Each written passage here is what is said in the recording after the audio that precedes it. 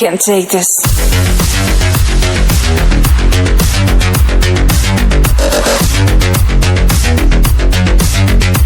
I can't take. Hello, हम लोगों ने क्या क्या पढ़ लिया अभी उसको एक बार देखते हैं। सबसे पहले हम लोगों ने पढ़ चुके हैं अभी तक फंडामेंटल के बेसिक्स, नंबर 1 पार्टनरशिप डीड। उसके बाद हम लोग चीज़ें पढ़ चुके हैं। अब हम लोग फंडामेंटल के लास्ट टॉपिक पे आ चुके हैं जिस पे हम लोग फोकस करेंगे, जो कि बचे हुए हैं। अभी तक हम लोगों ने क्या क्या कंप्लीट कर लिया, पार्टनरशिप डीड के बारे में पढ़ लिया, प्रॉफिट एंड लॉस एप्रोप्रिएशन के बारे में पढ़ लिया जो मोस्ट इंपॉर्टेंट है। उसके बाद पार्टनर्स कैपिटल के बारे में हम लोगों ने पढ़ लिया। और हम लोग अब क्या क्या चीज़ें पढ़ने वाले हैं, देखो बच्चों, अब हम लोग interest on capital, salary bonus commission, interest on drawing, guarantee और लास्ट में पास एडजस्टमेंट क्वेश्चन करेंगे। हर टॉपिक समझाने के बाद मैं उसका एक क्वेश्चन जरूर कराऊंगा आपको, और एट द लास्ट मैं इस वीडियो के बाद एक छोटा सा वीडियो लेके आऊंगा जिसमें मैं कोशिश करूंगा कि जो फंडामेंटल्स के पास्ट ईयर क्वेश्चंस हैं सारे के सारे उनको कवर अप करूं, और वो आप लोग भी लगाना, और मैं कोशिश करूंगा उसको डिस्क्रिप्शन बॉक्स में देने की जिससे आप उसको सॉल्व कर पाए और आपका फायदा हो पाएगा। कि अगर आपने कॉन्सेप्ट समझ लिए, सारे इलस्ट्रेशंस लगा लिए, आई होप सो जितने भी मैं आपको टॉपिक्स पढ़ाऊं उसके सारे इलस्ट्रेशंस आप लोग लगाएंगे। इलस्ट्रेशन ही क्यों बच्चों, क्योंकि वो कहीं ना कहीं आपकी बुक में सॉल्व है, तो कहीं भी आप कुछ गलती करोगे तो वहीं पे आपकी बुक आपको गाइड कर देगी है। और बाकी उत्कृष्ट सर तो आपके पास है ही है बताने के लिए सारी चीजें। और दूसरी बात, ये आपको बात ध्यान रखनी है कि जितने टॉपिक्स मैं पढ़ाते जा रहा हूँ, एक एक क्वेश्चन यहाँ कराते जा रहा हूँ, उसके बाद आपको अपनी बुक में वही टॉपिक्स के इलस्ट्रेशंस कर लेने, और लास्ट में मैं एक हर चैप्टर के एंड पे एक PYQs प्रीवियस ईयर क्वेश्चंस कराऊंगा जो बोर्ड में आ चुके हैं। उनको आप लोग जरूर अच्छे से करिएगा, तो इससे आप लोग को बहुत फायदा होगा और आप लोगों को सारी चीजें आ जाएंगी। कहीं और जाने की जरूरत नहीं जब मैं आपके साथ हूँ। चलिए let's start, let's grow together. This is growth mindset academy, welcome back. पहला टॉपिक है आज हम लोग का इंटरेस्ट ऑन कैपिटल। इसकी बात करेंगे बच्चों, इसकी हम लोग बात करने जा रहे हैं। ये बात आप समझिए, इसके बेसिकली 2 या 3 केसेस बनेंगे। वो होते क्या है वो भी मैं आपको बता दे रहा हूँ, और साथ में इसमें एक बहुत इंपॉर्टेंट पॉइंट है वो भी आपको बात ध्यान रखनी चाहिए। पहला पॉइंट तो ये, अगर क्वेश्चन में इंटरेस्ट ऑन कैपिटल, मैं शॉर्ट फॉर्म में लिख रहा हूँ, अगर नहीं दिया है तो आप ना ही कैलकुलेट करेंगे, उसको छोड़ देंगे। अगर इंटरेस्ट ऑन कैपिटल की बात दे रखी है तो इसके 3 केसेस बन जाएंगे। पहला केस बनेगा जिसमें हम लोग क्या करेंगे, इंटरेस्ट ऑन कैपिटल जो शुरुआत में था फर्म के वही ओवरऑल द टाइम रहेगा। अच्छा, और दूसरा केस होगा जिसमें फर्म 20 से ही स्टार्ट हुई है तो उसमें ईयर मंथ बहुत कम रहेंगे। और तीसरा केस इसमें होगा जिसमें हो सकता है फ्यू मंथ के लिए आपका सपोज कुछ और कैपिटल हो, आफ्टर फ्यू मंथ कुछ और कैपिटल हो। और एक तीसरी चीज ये बनती है कि कई बार इंटरेस्ट ऑन कैपिटल दिया जाता है और उसको हम लोग बहुत ही सिंपल तरीके से कैलकुलेट करते हैं। क्वेश्चंस में ये चीजें 3 तरीके से ही आती हैं। अब एक बात समझिए, इंटरेस्ट ऑन कैपिटल होता क्या है। पहले मैं यहाँ पे एक छोटी सी चीज बना रहा हूं, जैसे सपोज ये फर्म है, ठीक है। अब ये फर्म है और ये पार्टनर्स है, ठीक है। अब ये पार्टनर्स हैं। अब सपोज समझिए फर्म और पार्टनर्स अलग अलग हैं अकाउंटिंग में। ऐसा क्यों होता है ये भी बात समझिए। बेटा बात यही है, क्लास 11 में जब आप लोग छोटे मोटे बच्चे थे तब आपने क्लास 11 में एक टॉपिक पढ़ा था, business entity concept. Business entity concept क्या बोलता है, बिजनेस अलग, ओनर अलग। तो इसी तरीके से पार्टनर्स अलग है और फर्म एक अलग आइडेंटिटी है अकाउंटिंग की नजरों में। लॉ या हम लोग कोई बिजनेस के पॉइंट ऑफ व्यू से देखेंगे तो एक ही है, लेकिन वैसे अलग अलग है। चलिए अब इस बात को समझते हैं। तो अगर ये पार्टनर्स अपना पैसा इस फर्म में लगा रहे हैं, ठीक है, मान लीजिए अपना कैपिटल इस फर्म में लगा रहे हैं, तो इस कैपिटल के बदले इस फर्म से ये लोग क्या लेते हैं, इंटरेस्ट लेते हैं। बात समझ आ गई बच्चों? तो इसी को हम लोग बोलते हैं इंटरेस्ट ऑन कैपिटल। अब आपके मन में 2-3 सवाल आ रहे होंगे, सर अगर इंटरेस्ट ऑन कैपिटल ही लेते हैं तो अब ये बताइए सर कि फिर प्रॉफिट क्या होता है। बेटा अगर हम आपको एक सीधी सी बात ये बताएं कि आप यहाँ पे इंटरेस्ट इस फर्म में ना लगा, इस ये कैपिटल जो इस फर्म में ना लगा कि ये पैसा आप बैंक में रख देते तब भी आपको ब्याज मिलता ही, ये पैसा रख के आप एफडी में डाल देते तब भी आपको पैसा मिलता ही।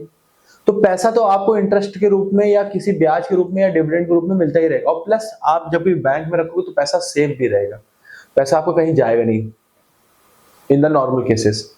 लेकिन अब होगा क्या, अगर हम इस पैसे को फर्म में लगा रहे हैं तो क्या गारंटी है वो पैसा बचा रहेगा? नहीं, ऐसा नहीं हो सकता। इसीलिए क्या होगा, ये रिस्क लेते हैं तो उसके बदले प्रॉफिट लेते हैं, और ये कैपिटल फर्म में इन्वेस्ट करके रखते हैं तो इसके बदले हम लोग इंटरेस्ट लेते हैं। तो ये दो बहुत अलग अलग कॉन्सेप्ट है, बच्चे कंफ्यूज होते हैं, इसलिए मैंने बता दिया। अब आप आई सपोज कि आपको ये बातें समझ में आ गई, तो हम लोग आगे चलते हैं। सबसे पहली बात कि अगर इंटरेस्ट ऑन कैपिटल क्वेश्चन में नहीं दे रखा होगा तो हमको कैलकुलेट नहीं करना, उसकी टेंशन भी नहीं लेनी।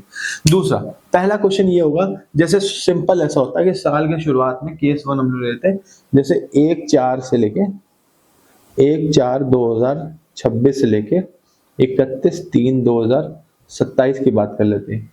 तो अगर कोई बिजनेस है, मान लीजिए दो क्या पार्टनर्स है ए और बी, ए की कैपिटल 10 लाख रुपए है और बी की कैपिटल 20 लाख रुपए, सपोज ऐसा मान लेते हैं। तो अब क्या होगा, अब मान लीजिए इंटरेस्ट ऑन कैपिटल @10% ही है, क्वेश्चन में दे रखा है। तो 10 लाख का 10% निकालेंगे इंटू 10% निकालेंगे, कितना आ जाएगा, 1 लाख रुपए आ जाएगा, और इसका 10% निकालेंगे, इसका आ जाएगा 2 लाख। तो टोटल इंटरेस्ट ऑन कैपिटल कितना होगा, 3 लाख हो जाएगा फर्म का इंटरेस्ट ऑन कैपिटल, और अलग अलग पार्टनर का 1 लाख 3 लाख हो जाएगा। अब आते हैं केस 2 पे। केस 2 पे क्या होगा, बिल्कुल वही सेम चीज। अब इस केस 2 में क्या होगा, यहाँ पे 1 अप्रैल से लेके 31 दिसंबर तक पूरा सेम था, तो हम लोग यहाँ पे पूरा सिर्फ इसका 10% निकाल लिया कैपिटल का, और कुछ नहीं किया। लेकिन यहाँ कभी कभी किसी केस में किसी क्वेश्चन में ये सब चीजें बता देते हैं कि आपकी जो फर्म स्टार्ट हुई है वो 1/7/2026 से स्टार्ट हुई और 31/3/2027 को खत्म हुई। तो अब ये चालू ही कब हुई बेटा, 1/7 को चालू हुई। तो 7, 8, 9, 10, 11, 12, ठीक। तो कितने मंथ बचे अपने पास, टोटल नंबर ऑफ मंथ कितने हुए, 7, 8, 9, 10, 11, 12, 1, 2, 3, तो अपने पास 9 महीने बचे। तो अब हम लोग जैसे सपोज यही वाला केस लेते हैं, ए और बी दो पार्टनर हैं, ए का कैपिटल 10 लाख है और बी का कैपिटल 20 लाख रुपए है। तो इनमें 10% लगाएंगे बच्चों हम लोग, लेकिन साथ में 9/12 भी करेंगे, इसमें भी 10% लगाएंगे और साथ में 9/12 भी करेंगे। तो अब इसका कितना आंसर आ जाएगा, चलिए कैलकुलेट करिए। तो 1 लाख इंटू 9/12, इसका आएगा 75,000, और 20 लाख का 10% 2 लाख, 2 लाख इंटू 9/12 कितना आएगा, इसका 1.5 लाख रुपए आएगा। आई होप सो आपको ये क्लियर हो गया होगा। अब तीसरे केस की तरफ बढ़ते हैं। तीसरा केस क्या होता है, इसमें बेटा ये होता है कि ये साल तो ये पूरा जा रहा है, 1/4 से लेके 2026 से लेके 31/3/2027 तक पूरा ये जा रहा है। मैं इसको रब कर रहा हूँ थोड़ा सा आपको क्लियर अंडरस्टैंडिंग के लिए। ये तो पूरा जा रहा है, लेकिन अब हो क्या रहा है कि यहाँ पे पार्टनर से डिसाइड कर रखा है कि 1/4 से तो पहले ए और बी का कैपिटल पहले शुरुआत में रहा 10 लाख और 20 लाख। फिर उन्होंने सोचा यार फर्म का कैपिटल ही 30 लाख रुपए आ रहा है, तो क्यों ना आधा आधा कर ले, ये भी 15 लाख कर लेंगे और ये भी 15 लाख कर लेंगे। ये होश इनको कब आया, साल के मिड में, बीच में। तो 6 महीने के लिए फॉर 6 मंथ इनका कैपिटल 10 लाख 20 लाख, और फिर अगले 6 महीने के लिए इनका कैपिटल 15 लाख होगा। इन्होंने बीच बीच में बराबर कर लिया। तो जब कभी अगर ऐसा हो क्वेश्चन बोल दे कि उन्होंने बीच में अपना कैपिटल चेंज कर लिया, तो अब आपको क्या करना है, पहले 10 लाख का 10% इंटू 6/12 निकालेंगे, आएगा 50,000, और इसका भी निकालेंगे इंटू 10 इंटू 6/12, आएगा 1 लाख। फिर अभी 15 लाख का 10% इंटू 6/12 करेंगे, ठीक, तो आएगा 75,000, 75,000, और यही सेम यहां पे भी रहेगा 6/12। अब बच्चों देखने और समझने वाली बात यहाँ से सिंपल से इतनी है। अब यहाँ ए का क्या, जो इंटरेस्ट ऑन कैपिटल होगा, इंटरेस्ट ऑन कैपिटल की बात करें ए का, तो 50,000 प्लस 75,000, 75,000 रुपीज आ जाएगा 1,25,000। और बी का therefore 1 lakh plus 75,000, it will come out to 1,75,000। Understood? सिर्फ यही केसेस बनते हैं इंटरेस्ट ऑन कैपिटल में। आई होप सो आपको क्लियर हो गया होगा। थोड़ा बड़ा लिखने की कोशिश करता हूँ, इसके आगे वाले टॉपिक से थोड़ा बड़ा लिखने की कोशिश करता हूँ मैं, ठीक है।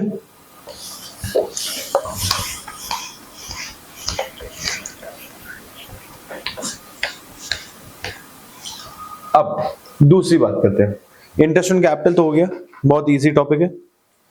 इंटरेस्ट ऑन कैपिटल में कुछ इंपॉर्टेंट पॉइंट लिख लीजिए। Important points to be remember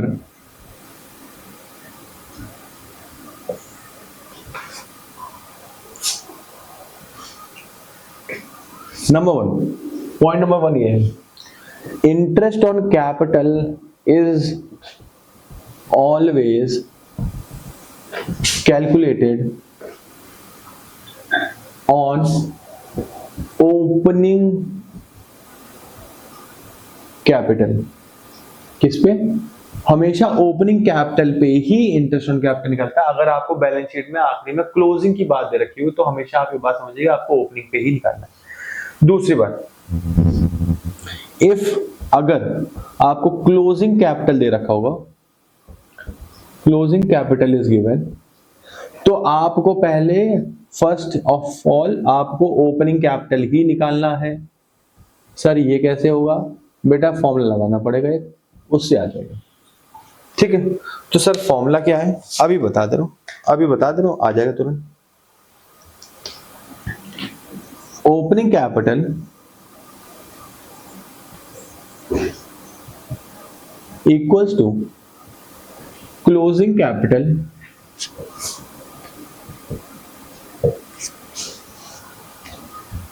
plus drawings minus profits minus additional capital. ये आपका फॉर्मूला है। क्या है? मैं एक बार फिर से रिपीट करता हूं। Opening capital equals to closing capital plus drawings minus profit minus additional capital. इससे आपका ओपनिंग कैपिटल निकल आएगा, और ओपनिंग कैपिटल निकालते ही फिर आप लोग क्या कर लेंगे, फिर उस पर इंटरेस्ट ऑन कैपिटल निकालेंगे। चलिए अब दूसरी बात समझते हैं। ये टॉपिक तो आपको क्लियर हो गया, इंटरेस्ट ऑन कैपिटल बहुत ही छोटा और इजी टॉपिक था। नेक्स्ट आते हैं।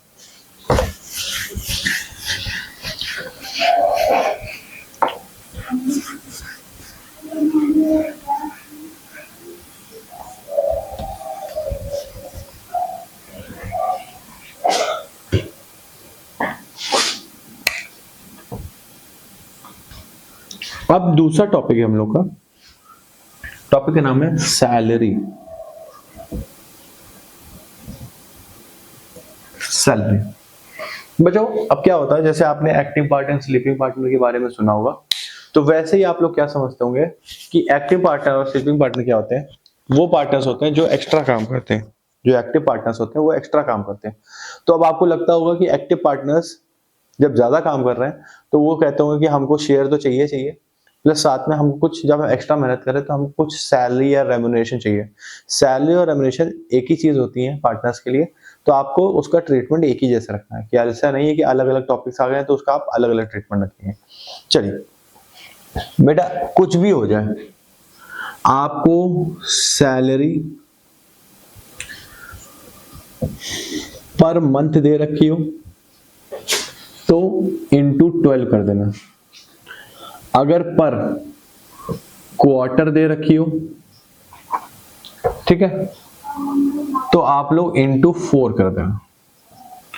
पर हाफ ईयरली दे रखी हो तो इंटू 2 कर दीजिएगा, और अगर ईयरली दे रखी हो तो एज इट इज ईयरली लिख दीजिएगा, वही वो आपको लेनी है। तो कुल मिला के आप समझ गए हमको कैसी सैलरी चाहिए, एनुअल सैलरी चाहिए। कैसे सैलरी चाहिए, एनुअल सैलरी चाहिए। इतनी बात हमको क्लियर होनी चाहिए। चलिए सैलरी के पॉइंट यहाँ पे क्लियर हो चुके हैं, आगे बढ़ते हैं। अब ये क्वेश्चन भी करेंगे हम लोग कॉम्प्रिहेंसिव, ये बहुत छोटे छोटे टॉपिक हैं। अब बोनस या कमीशन की बात करते हैं। अब एक बात समझिए, जब बोनस और कमीशन की बात करेंगे तो कैसे काम चलेगा। जब कभी भी हम लोग बोनस की बात करें तो ये बात अंडरस्टैंड रखिएगा। देखिए कई बार क्वेश्चन में आपको पता ही है हम लोग क्या बनाते हैं, पीएल एप्रोप्रिएशन अकाउंट बनाते हैं, और ये किसके पहले बनता है, पीएल के बाद बनता है और बैलेंस शीट के पहले बनता है। ये बात तो आपको क्लियर है। तो कई बार कुछ आइटम पीएल के होते हैं, पीएल के जो आइटम होते हैं मैंने आपको पहले बताया, एमआरआई कराइए, मेजर्स कमीशन या salary, rent and interest on loan, इसके बारे में हम लोग पढ़ चुके हैं। अब एक बात समझिए, जब हम लोग बात करते हैं कभी कभी कमीशन और बोनस की, तो कई बार क्वेश्चन में एक लाइन लिखी रहती है, क्वेश्चन में एक लाइन लिखी होगी, on profit before charging commission या बोनस, या आफ्टर चार्जिंग, दो बातें होंगी, या आफ्टर लिखा हुआ, आफ्टर चार्जिंग। जब कभी बिफोर चार्जिंग लिख दे या आफ्टर चार्जिंग लिख दे, आपको सिर्फ दो बातें ही समझनी है। वो दो बातें क्या है समझिए। पहली बात तो ये है, अगर बिफोर चार्जिंग लिख दे, क्या लिख दे, अगर बिफोर चार्जिंग लिख दे तो आपको क्या करना है, जो भी प्रॉफिट होगा इनटू रेट अपॉन 100, मतलब वो बोल देगा जैसे 1 लाख रुपए प्रॉफिट है, इसका हमको 10% प्रॉफिट निकालना है, तो 10 अपॉन 100 कर देंगे, 1 लाख का इंटू 10 अपॉन 100, तो क्या आ जाएगा, 10,000 आ जाएगा। ठीक, इसी तरह से अगर कौन आफ्टर लिखा होगा तो profit into rate upon rate plus 100 लिखना है। ये बच्चे कई बार गलती कर देते हैं, क्वेश्चन यहीं से गलत हो जाता है। आप लोग अपनी कैलकुलेशन पूरी करेंगे वहां पे बोर्ड्स में, लेकिन यहीं कुछ ना कुछ गलती हो जाती है, रेट प्लस 100 करते हैं। अब ये कैसे होता है, जैसे मान लीजिए सपोज अगर ये यहाँ पे 10% दे रखा है तो अपॉन 110 से ही डिवाइड होगा, बात समझे, बस इतना ही डिफरेंस चेंज है। वो जितने परसेंट प्रॉफिट बोले या जितने परसेंट कमीशन बोले, जितने परसेंट बोनस बोले, वो आप निकाल दीजिएगा, बस इतना ही चेंज है। या तो बिफोर बोलेगा तो 10/100 कर देंगे, अगर आफ्टर बोलेगा, after charging this the percentage of commission is 2% of the commission, तो इंटू 2 अपॉन 102, या 5% of the net profit after बोल दे तो इंटू 5 अपॉन 105। बात समझिए, सिर्फ इतनी सी बात है, आपको ये चीज समझ में आ जानी चाहिए। अब जबकि आपको ये क्लियर है तो हम लोग नेक्स्ट टॉपिक बढ़ते हैं। सैलरी, बोनस, कमीशन हो चुका है। अब आते हैं एक छोटा सा टॉपिक है, रिजर्व्स। छोटा टॉपिक है रिजर्व्स।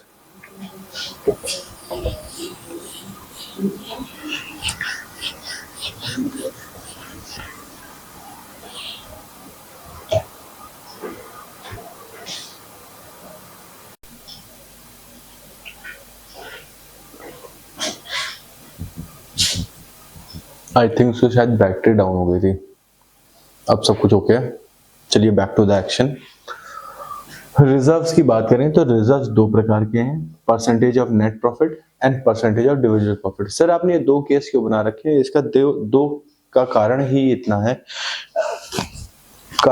है कि जब कभी क्वेश्चन आप पढ़ोगे जिसमें रिजर्व्स की बात होगी तो या तो बोलेगा percentage make a reserve of 10% of net profit, या बोलेगा make reserve of 10% of divisible profit. यही बस दो शब्द ही चीजें चेंज करेंगे। अब इसको होता कैसे, मैं एक एग्जांपल से आपको बताता हूँ। जैसे एग्जांपल समझिए, फॉर एग्जांपल ये समझ लीजिए पीएल अप्रोप्रिएशन अकाउंट है। कौन सा अकाउंट है? PL appropriation account. तो मान लीजिए by net profit equals to 1 lakh, to interest on capital is 10,000, to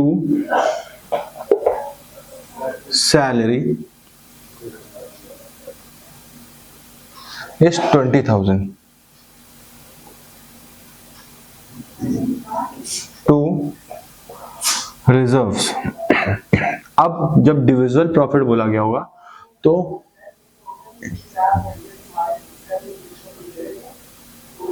1 lakh minus 10,000 minus 20,000, तो हुआ कितना? 70,000 रुपए। 1 लाख ये था डिविजिबल प्रॉफिट था, तो जो बचा हुआ प्रॉफिट, तो 1 लाख में से पहले इंटरेस्ट ऑन कैपिटल माइनस करेंगे, फिर सैलरी माइनस करेंगे, उसका 70,000 बचा, इसका 10% निकालिए तो आएगा 7,000 रुपए। 7,000 माइनस करने के बाद उसके बाद जो बैलेंसिंग फिगर से बचेगा वो प्रॉफिट में जाएगा। अंडरस्टूड? यहां से बात समझ आ गई? 63,000 ये बैलेंसिंग फिगर बनेगा। 1 लाख, 1 लाख। इसी तरह आप घूम के आ जाइए, अगर क्वेश्चन लिखा हुआ है सॉल्व करते समय आपसे बोल दे परसेंटेज ऑफ नेट प्रॉफिट, तो बिल्कुल सेम टू सेम हम लोग पीएल अकाउंट बनाएंगे। जैसे कि PL appropriation account to interest on capital, same बिल्कुल वही 10,000, टू सैलरी सपोज कुछ भी हो 20,000, बाय नेट प्रॉफिट क्वेश्चन में दे रखा होगा 1 लाख रुपए, टू रिजर्व्स। अब यहां पे परसेंटेज ऑफ नेट प्रॉफिट, तो हमको डायरेक्ट कुछ भी माइनस नहीं करना है, 1 लाख का 10% निकाल देना है, that is equal to 10,000 rupees. कितना है? 10,000 रुपए। तो आए कितना? 1 lakh minus 40,000, it come up to 60,000 as a balancing figure. सो ये बैलेंसिंग फिगर क्या बोलेंगे? To profits 1 lakh. I hope so आपको क्लियर हो गया होगा। मैं एक बार फिर से समझा देता हूँ। रिजर्व्स के जब भी क्वेश्चन आते हैं तो दो प्रकार से आते हैं। पहला बोलेगा percentage of a divisible profit, या दूसरा बोलेगा percentage of a net profit. Percentage of a net profit में कुछ भी काम नहीं करना है आपको, सिर्फ और सिर्फ जो नेट प्रॉफिट दे रखा होगा, जैसे यहाँ पे 1 लाख रुपए दे रखा है, इसका 10%, 5%, 4% जो भी क्वेश्चन बोलेगा बस यहाँ रख देंगे और अपना पीएल अकाउंट ऐसे ही बना लेंगे। लेकिन अगर जब कभी बोलेगा परसेंटेज ऑफ डिविजिबल प्रॉफिट मतलब वो जो आपका नेट प्रॉफिट होगा उसमें से आप salary, interest on capital, other चीजें माइनस करने के बाद जो प्रॉफिट बचेगा तो आखिरी में रिजर्व बना देंगे। बात क्लियर हो गई? चलिए अब आगे चलते हैं।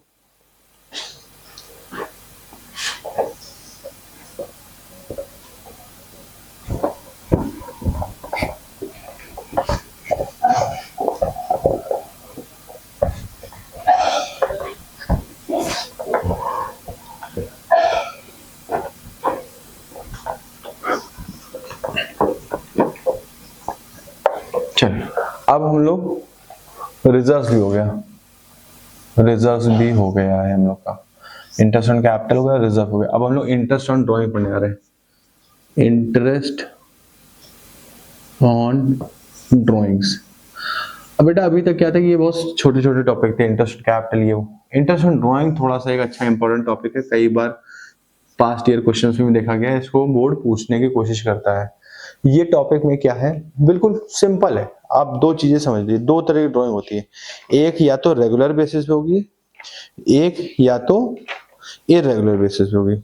वो रेगुलर बेसिस पे ड्राइंग होगी तो कैसे होगी, कैसे नहीं होगी, ये सब बातें बात की है। पहले इंटरेस्ट ऑन ड्राइंग समझिए। इंटरेस्ट ऑन ड्राइंग एक अमाउंट होता है, it is refers to the amount withdrawn in cash और अमाउंट विथड्रॉन इन कैश और in kind for a personal use by the partner.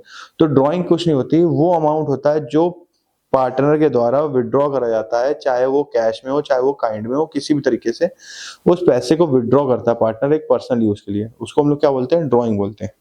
अब देखिए टाइप्स ऑफ ड्राइंग कितनी होती हैं, ड्राइंग के टाइप्स कितने होते हैं, टाइप्स ऑफ ड्राइंग। देखिए एक ड्राइंग होती है, बिल्कुल ध्यान समझिए, बिल्कुल अगेंस्ट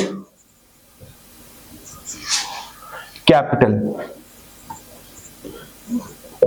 ठीक है। दूसरी होती है अगेंस्ट प्रॉफिट। बात समझिए, एक ड्राइंग जो होती है वो कैपिटल को ही कम कर देती है और एक ड्राइंग होती है जो प्रॉफिट्स को कम कर देती है। अब ये एक मार्क्स का एमसीक्यू क्वेश्चन बन सकता है, बोर्ड में पूछ भी सकते हैं। अगर कैपिटल कम हो जाएगा तो भैया no interest on drawing, interest on drawing कम नहीं होगी, ठीक है, कोई भी, क्योंकि कैपिटल ही कम हो गया, यहां कोई इंटरेस्ट ऑन ड्राइंग में। इंटरेस्ट ऑन ड्राइंग कैलकुलेट ही कहां होती है, ये जो टॉपिक पढ़ रही है कैलकुलेट ही तब होती है जब आपके कुछ ऐसा ड्रॉ कर ले जो आपके प्रॉफिट से विड्रॉ कर ले, यहाँ पे इंटरेस्ट ऑन ड्राइंग कैलकुलेट होती है। ये 1 मार्क्स का एमसीक्यू क्वेश्चन आ सकता है, 1 मार्क्स एमसीक्यू क्वेश्चन आ सकता है, इसको बात ध्यान रखिएगा।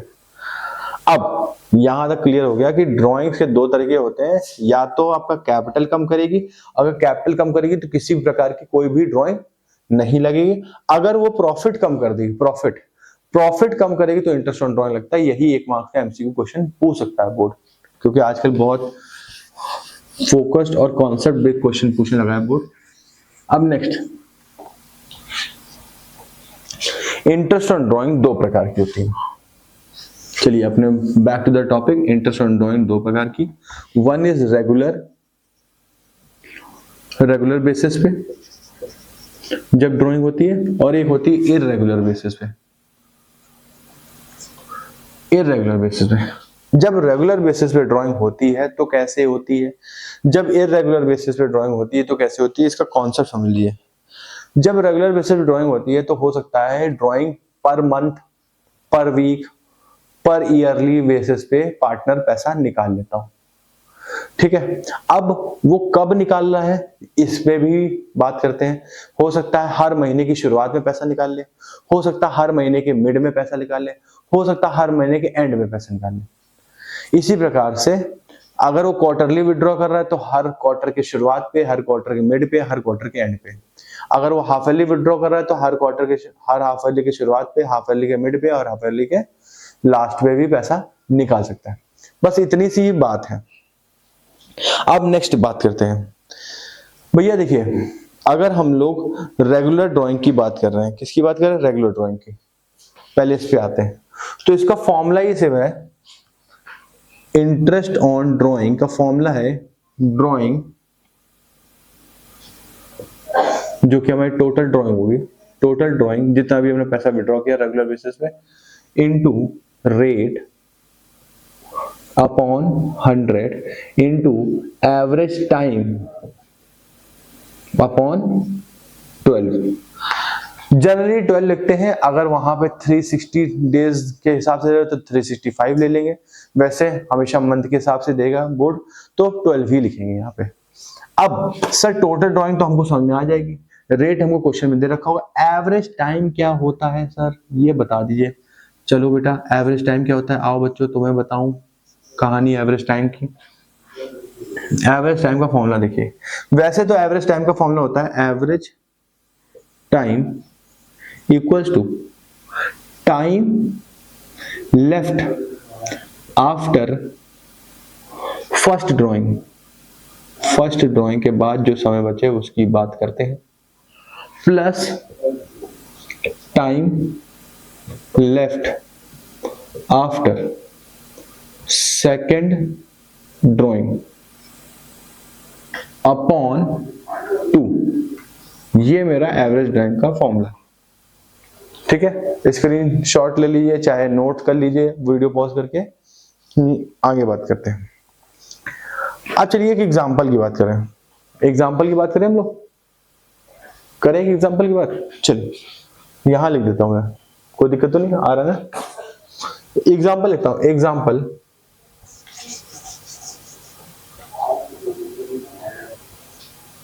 एग्जाम्पल सपोज कोई व्यक्ति है जो हर जनवरी फेब, फर्स्ट मार्च एसेट्रा करके पैसा निकाल रहा है। अब रेगुलर बेसिस की बात करें, हो सकता है 5,000 रुपए निकाल ले रहा हूं, 5,000 रुपए इधर, 5,000 रुपए इधर, तो सो ऑन करते करते फर्स्ट मार्च को भी पैसा ले,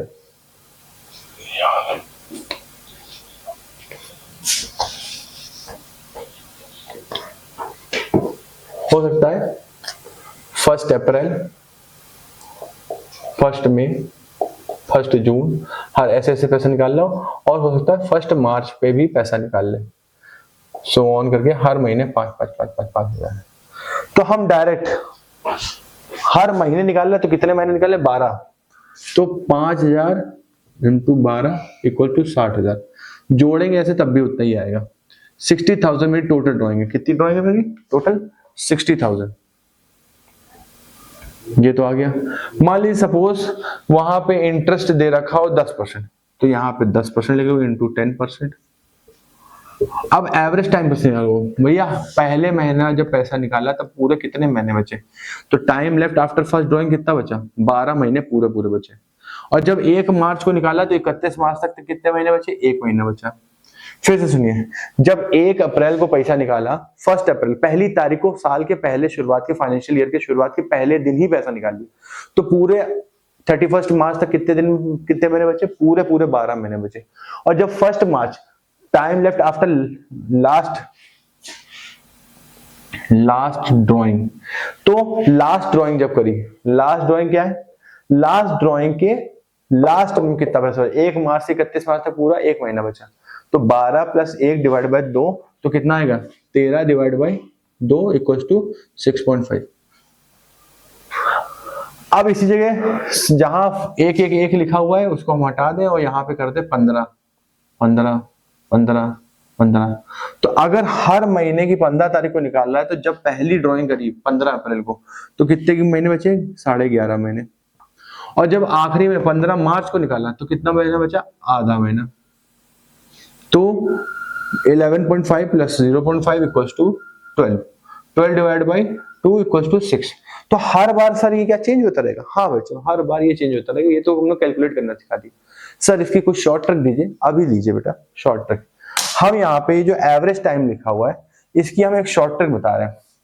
आप ये टेबल बना लो, जहां ये एवरेज टाइम है मैं इसको रेफ कर रहा हूँ, बस इस एवरेज टाइम के लिए टेबल बना लो।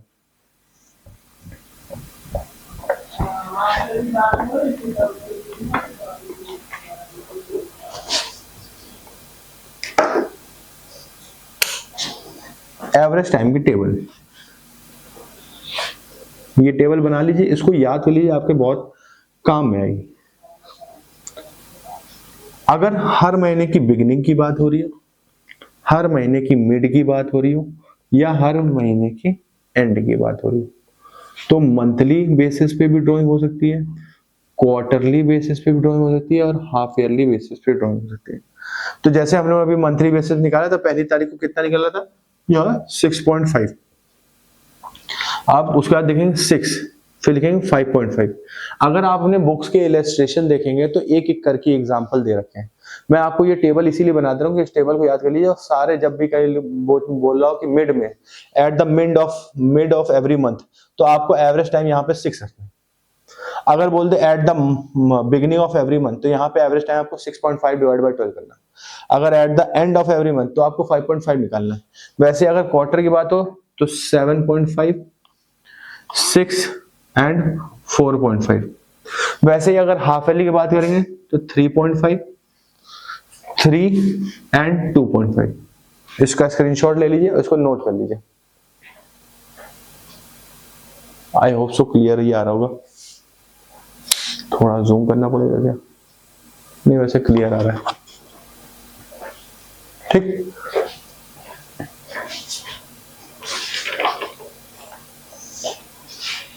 नोट हो गया। अब आते हैं इररेगुलर बेसिस पे। एक छोटा सा एग्जांपल भी कर लिया अभी हम लोग ने। अब इररेगुलर बेसिस की बात करते हैं।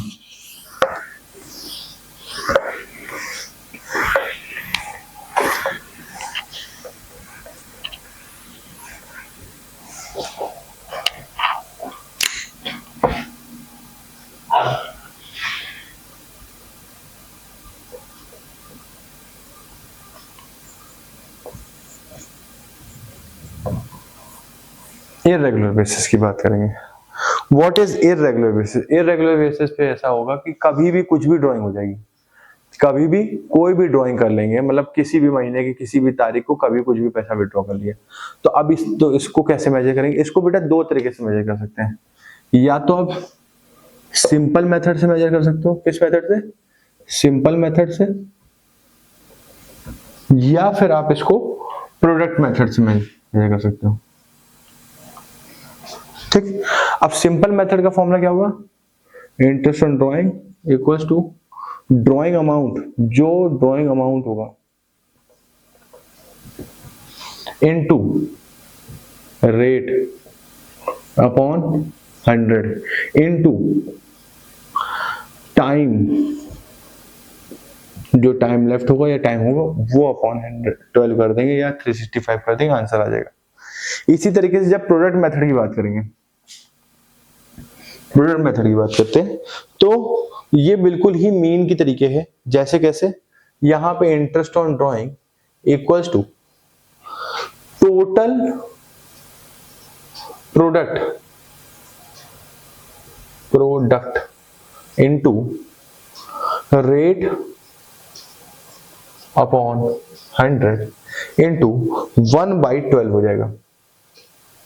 सर ये टोटल प्रोडक्ट क्या है? यहाँ पे बच्चों टोटल प्रोडक्ट और कुछ नहीं है, ड्राइंग इनटू टाइम है।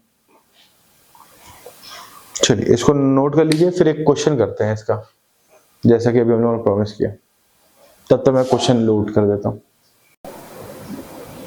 हाँ चलिए शुरू करते हैं बच्चों। अब हम लोग उसी के आगे एग्जांपल कर रहे हैं इंटरेस्ट ऑन ड्राइंग का। सपोज इरेगुलर ड्राइंग में एक कोई किसी मंथ पे किसी क्वेश्चन पे 1 मई 2026 को 2000 रुपए विड्रॉ कर रखे, 1 अगस्त 2026 को 5000 रुपए विड्रॉ करे, 30 सितंबर 2026 को इन्होंने 2000 रुपए और 31 जनवरी 2027 को 6000 रुपए और 31 मार्च 2027 को 2000 रुपए ड्रॉ कर रहे हैं।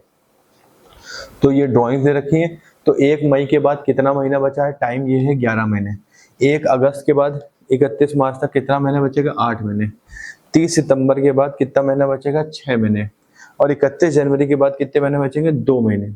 और 31 मार्च आखिरी दिन विड्रॉ करेंगे तो 0 महीने बचेंगे। चलिए इसको मतलब मल्टीप्लाई कर लेंगे, उसका अपन लोग प्रोडक्ट निकालेंगे। प्रोडक्ट कैसा था? Drawing into time. तो ये निकलेगा 22,000, 8 5 जा 40, 6 2 जा 12,000, 2 6 जा 12,000 और 0 0। टोटल इसका निकालेंगे 22,000, 40,000, 12,000, 12,000, 24,000, 24,000 22 प्लस 40 आ जाएगा 86,000। ये मेरा प्रोडक्ट निकल आया। जैसे प्रोडक्ट निकालेंगे तो हम लोग फॉर्मूला पुट करेंगे। फॉर्मूला अभी हम लोगों ने सीख रखा था। फॉर्मूला क्या था प्रोडक्ट मेथड का? प्रोडक्ट मेथड का फॉर्मूला है total of product into rate upon 100 into 1/12, क्योंकि टाइम यहां हम लोग पहले ही मल्टीप्लाई कर चुके हैं इसलिए 1 ही लेते हैं। तो टोटल प्रोडक्ट हुआ कितना? 86,000 इनटू रेट 10% ले लेंगे हम लोग और फिर 1/12 मल्टीप्लाई करेंगे, आंसर आ जाएगा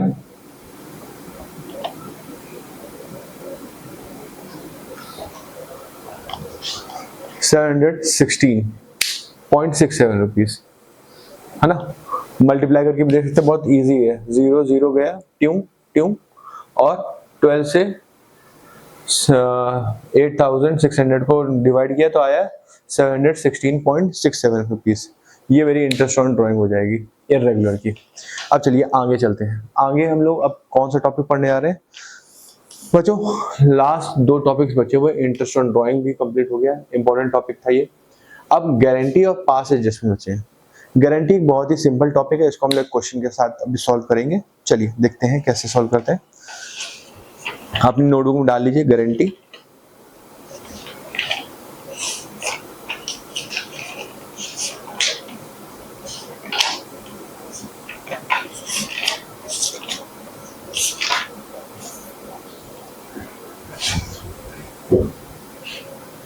नोट कर लिया ना आप लोगों ने? एक बार स्क्रीनशॉट ले लीजिए तो।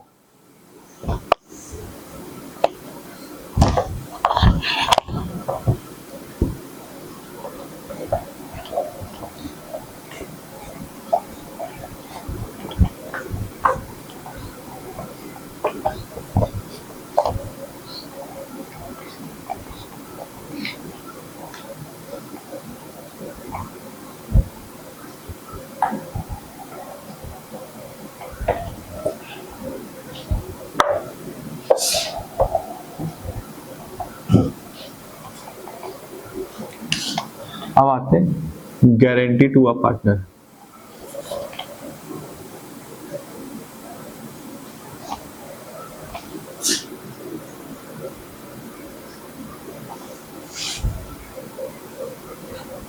पार्टनर्स गारंटी किस चीज की देते हैं, इस बात को समझ लीजिए। गारंटी दो प्रकार से होती है, सॉरी 3 प्रकार से होती है। गारंटी इस तरह से होती है, या तो पार्टनर फर्म को गारंटी दे देता है कि if I will come into your firm, या मैं तो आपकी फर्म में आ रहा हूँ तो मैं आपको मेरी तरफ से 2 लाख रुपए का फायदा करा के दूंगा। अगर होता 1 ही लाख का है तो 1 लाख मैं अपनी तरफ से दूंगा। दूसरा, कई बार फर्म भी पार्टनर को गारंटी देती है कि आप हमारे साथ जुड़ जाइए, मैं आपको हर साल 3 लाख रुपए का फायदा करा के दूंगा। अगर नहीं होगा, मान लीजिए सपोज 1.5 लाख रुपए होता है, तो 1.5 लाख रुपए बाकी बचे पार्टनर्स फर्म के अपने पैसे से उसको, अपने कैपिटल या अपने इंटरेस्ट से उसको कंट्रीब्यूट करेंगे।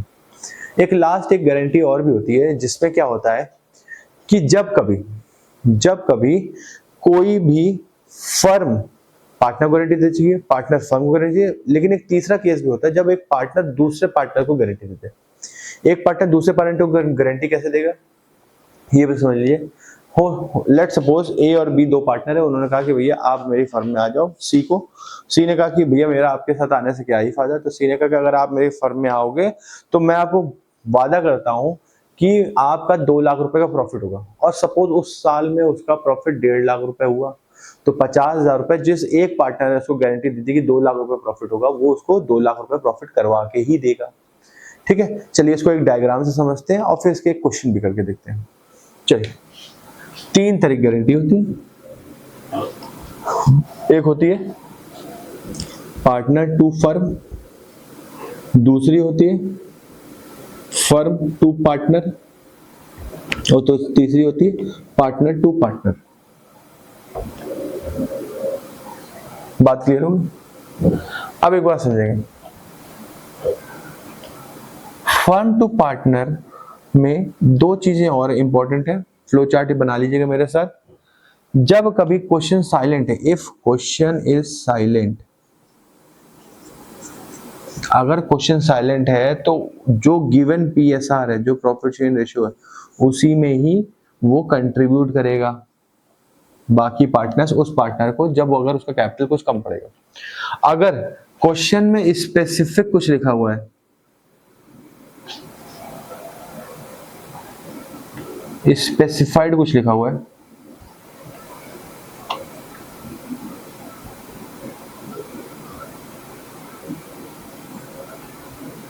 स्पेसिफाइड कोई रेशियो दे रखा है, तो उस रेशियो में ही गिवन करेंगे।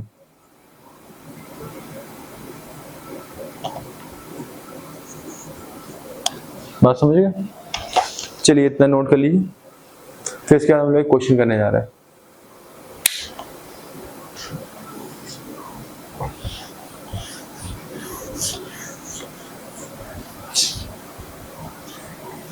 चलिए क्वेश्चन लिखते हैं। Suppose example, Coco, Martin and Rocky 3 partner है, किस रेशियो में?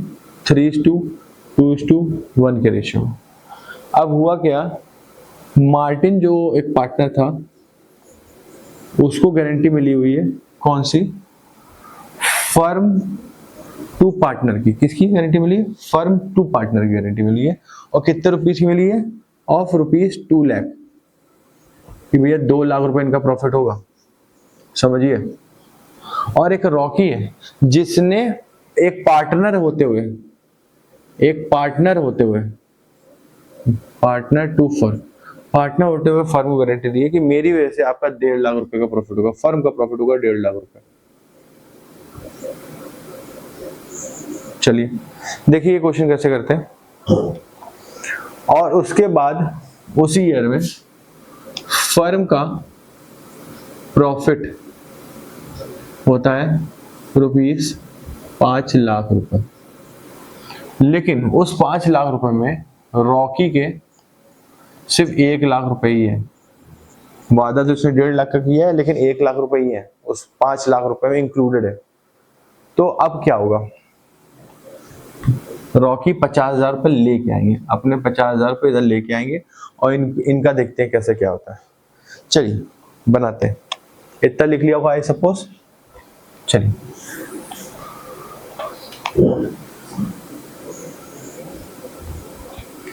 पीएल एप्रोप्रिएशन अकाउंट बनाएंगे।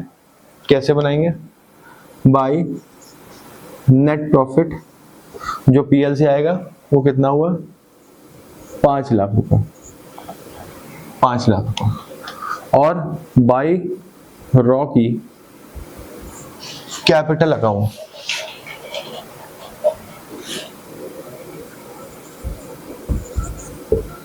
कितना है 50,000 रुपए लेके आएंगे, क्योंकि उन्होंने 1.5 लाख रुपए का वादा कर दिया था ना।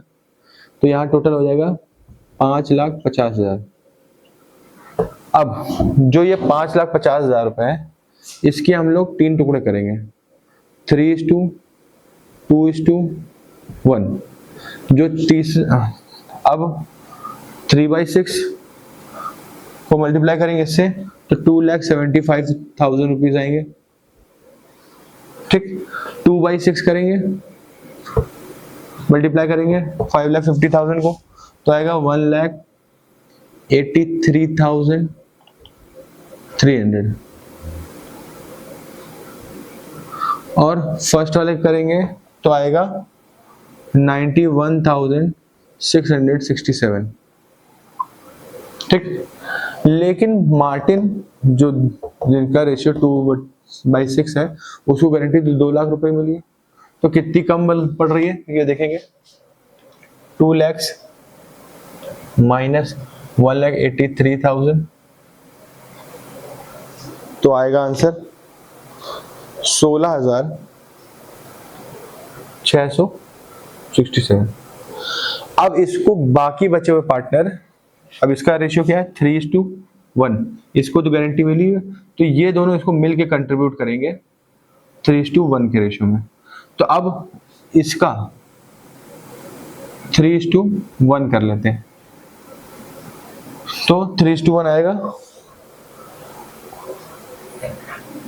12,500 और ये आएगा 4,167। अब आगे बढ़ते हैं, चलिए इधर देखते हैं। अब कोई एडजस्टमेंट तो दे नहीं रखा है इसमें, तो डायरेक्ट हम लोग इसको प्रॉफिट शेयर रेशियो मार देंगे। 2 पार्टनर्स कैपिटल, सबसे पहले कोको मिले 2,75,000, लेकिन फर्म ने गारंटी दे रखी थी तो इन्होंने 12,500 किसको दे दिए, उसको दे दिए, तो इनके माइनस हो जाएगा 12,500 रुपये माइनस हो जाएगा। कितना आएगा बच्चों, आएगा 2,62,500, ये इनकी कैपिटल हो जाएगी। फिर आएगी मार्टिन के जो असल प्रॉफिट होगा वो कितना हुआ 1,33,300, इसमें प्लस करेंगे 12,500 जो कि किसने दिए, यहाँ से मार्टिन को मिले, प्लस अभी और देखते हैं रॉकी की बात करते हैं। रॉकी का फायदा हुआ 91,667 माइनस इसने कितने रुपए दिए 4,167, तो माइनस 4,167 इतने रुपीस माइनस कर देंगे, तो रॉकी का कैपिटल आ जाएगा 87,500 और ये 4,167 प्लस कर देंगे तो ये रुपीस 2 लाख हो जाएगा। जो इसको गारंटी मिली थी वो हो गई। तो देखो जो इसको गारंटी मिली थी 2 लाख इसको भी हो गया, और इसने जो 1.5 लाख गारंटी दी थी 1 लाख प्रॉफिट पहले से करवा कर रखा था, तो अब 50,000 बचा, तो इसने अपने कैपिटल से 50,000 रुपए इसको दिया। तो इसको भी टोटल करेंगे 2,62,500, 2 लाख और 87,500 को, ये भी टोटल 5.5 लाख आ जाएगा। आई होप सो आपको अंडरस्टैंड हो गया वो। चलिए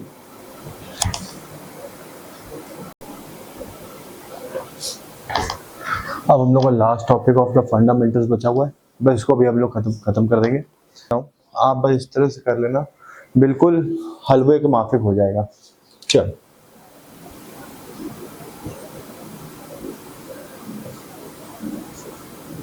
पास्ट एडजस्टमेंट, टाइम थोड़ा ज़्यादा हो गया, 1:30 बज गया, लेकिन कोई दिक्कत नहीं, हम लोग करके रहेंगे। We are the future leaders. चलो अब बेटा देखो, जैसे क्लास 11th में आप लोग ने क्या पढ़ रखा था? आवाज़ आ रही होगी, आई होप सो। जैसे क्लास 11th में आप लोगों ने एरर्स एंड रेक्टिफिकेशन पढ़ रखा है, उसी तरीके से इसमें भी है। अब एक बात समझिए, अगर हम लोग पूरे अकाउंट्स बनाएं, फाइनल अकाउंट्स, उसके बाद पीएल एप्रोप्रिएशन, पार्टनर्स कैपिटल, फिर बैलेंस शीट तक पहुंचने वाले हो, तभी पता चले कि कुछ चीज़ें हम लोग ने बहुत गलत बना दी या गलत तरीके से डिस्ट्रीब्यूट कर दी, तो पूरे अकाउंट बनाना पॉसिबल नहीं होता। हम लोग उसको या तो रेक्टिफाई कर लेते हैं या पूरा वापस लेके उसको फिर से रीडिस्ट्रीब्यूट कर देते हैं।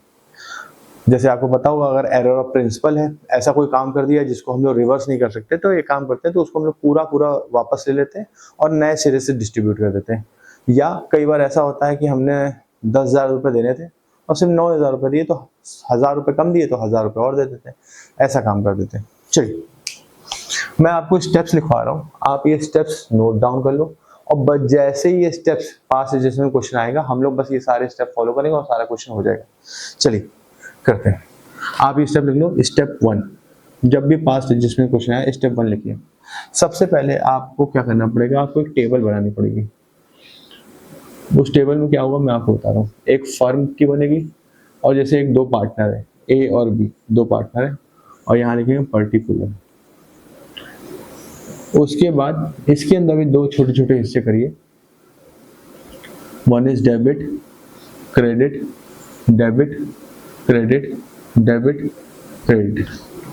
एक बात समझिए, जैसे ये हम लोग टेबल बनाएंगे, पार्टनर का नुकसान, फर्म का फायदा, फर्म का नुकसान, दूसरी बात फर्म का नुकसान तो पार्टनर्स का फायदा।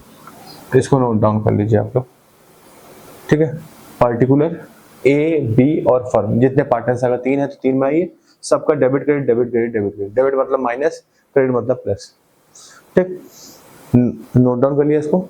अब स्टेप 2 लिखते हैं।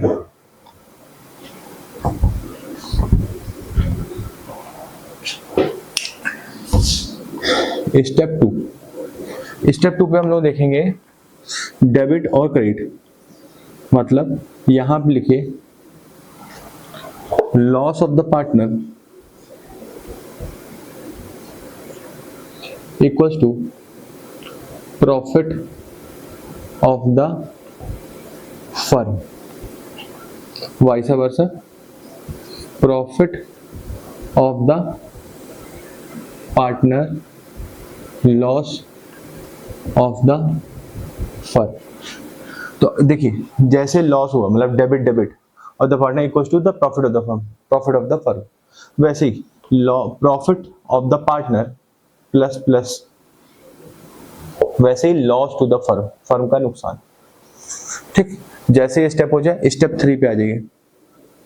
स्टेप 3, अगर कोई छोटी मोटी मिस्टेक है, जैसे मैंने बताया ना कि हमको 10,000 रुपये बांटने थे और 9,000 ही बांटे, 1,000 नहीं बांटा, तो हम उसको रेक्टिफाई करके भी काम चला लेते हैं।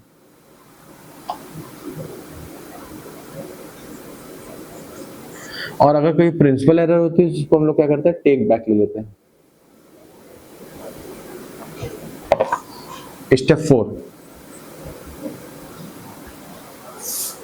हम लोग इन सब का टोटल निकालते हैं। यहाँ पे सारे अकाउंट का टोटल निकालेंगे।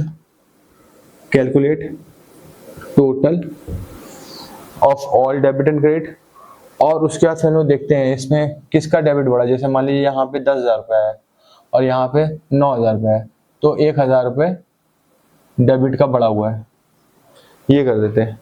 एंड स्टेप 5, टोटल करा एंड एरो बना के डेबिट एंड क्रेडिट लिख दिया। और स्टेप 5, जनरल एंट्री पास कर देते हैं।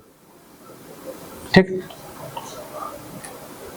आई होप सो आप लोग का फंडामेंटल्स का कॉन्सेप्ट वाइज पूरा हो चुका है। अब जो नेक्स्ट इसके बाद वीडियो आएगा उसमें मैं सिर्फ और सिर्फ टॉप 10 ईयर्स की कोशिश करूंगा या 7 to 5 ईयर्स के, जो भी जितने भी इस चैप्टर से पास्ट ईयर क्वेश्चंस आए हैं टॉपिक वाइज उठा के मैं वो सॉल्व करवा दूंगा। तो परेशान होने की जरूरत नहीं है। पूरा चैप्टर 1 2 उसमें कंप्लीट हो चुका है। अब इसके बाद जो भी चीज होगी बस एक क्वेश्चन का वो होगा, दोनों वीडियोस देखें, उसके बाद वो पास्ट ईयर क्वेश्चन सॉल्व कर लिए जो सॉल्व करने वाले होने चाहिए, बस आपकी बोर्ड की प्रिपरेशन डन होगी। ठीक है, चलिए फिर लास्ट में एक मैं रिवीजन वीडियो डाल दूंगा मैराथन वाला, उसको हम लोग देख लेंगे। चलिए, thank you class.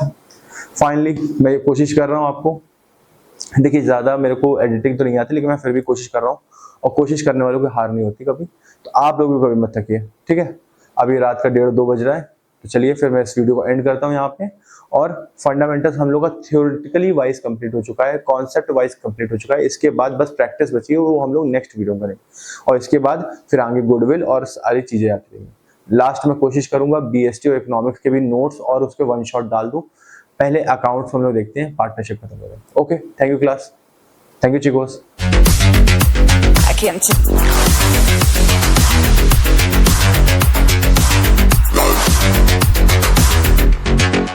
I can't take this.